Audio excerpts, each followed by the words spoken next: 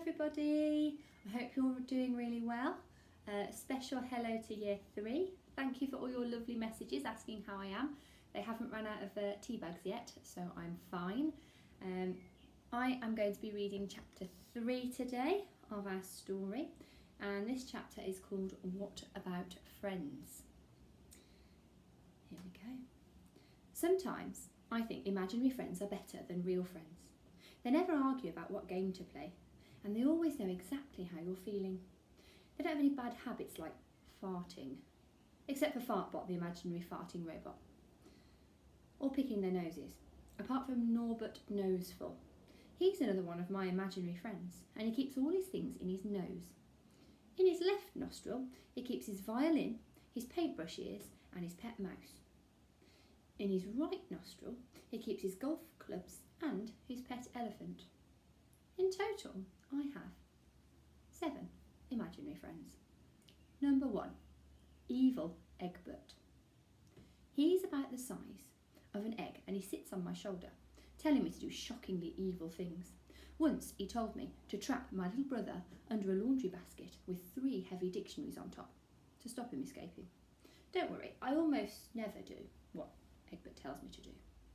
2, Norbert Noseful. Well, we already know about him. Let's see. Number 3, Parsley, the imaginary guinea pig.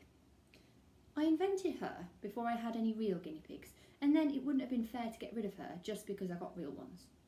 Anyway, the real guinea pigs don't mind that she's imaginary. Also, I named her after myself because I was really young then and didn't have a very good imagination. Number 4, Pom Pom the ninja. He's an imaginary ninja who looks after the imaginary unicorns at the end of my garden. Sometimes the other ninjas make fun of him for liking unicorns so much, but he doesn't mind because unicorns are awesome. They eat fairy dust and poop rainbows. Number 5, Inspector Dracula. A vampire who is also a detective.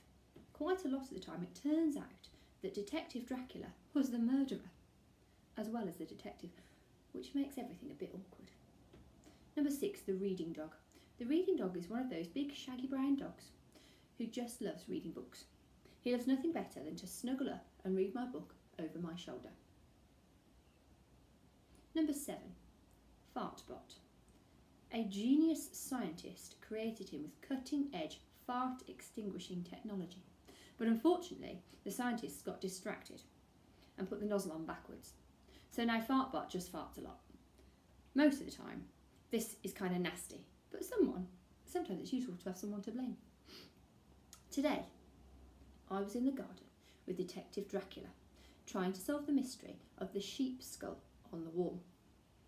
How did it get there? Who killed the sheep? What happened to the rest of its body? I had 2 suspects. First, my brother Beau.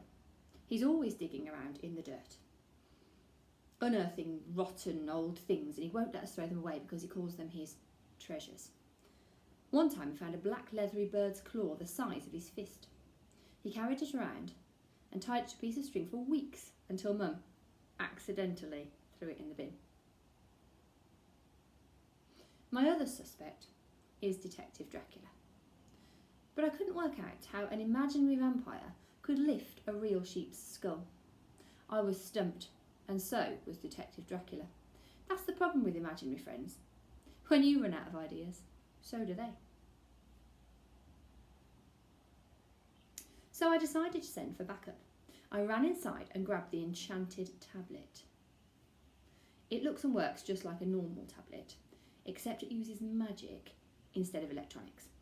That's how I talk to my best friend, Tui, pronounced 2E.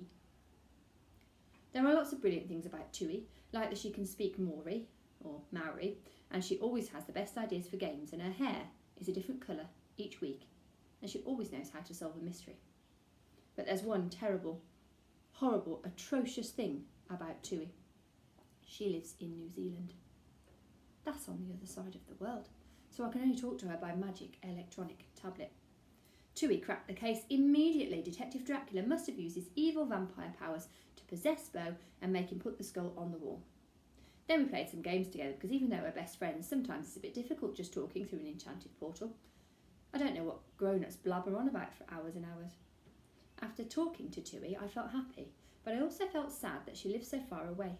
When I feel like this, imaginary friends aren't much help because they just feel the same way as me. So I wrote a postcard full of questions for my gran. My gran is tiny. Not tiny like evil Egbert, but she's smaller than me. Sometimes I think she's so small she's not really a grown-up. She's more of a grown down. Normal grown-ups are so busy worrying about crystals and getting superglue out of Bo's hair, but my gran always has time to understand. Here are some of the questions I asked her. 1. Did you ever have an imaginary friend? 2. Who do you miss seeing at the moment? 3. How should I keep in touch with my friends? And 4. What do you think we should do when we get to meet up in real life again? And that's the end of chapter 3. I hope you enjoyed that, and I hope you all stay safe. And fingers crossed, when it's safe to do so, we'll all see you again soon. Bye.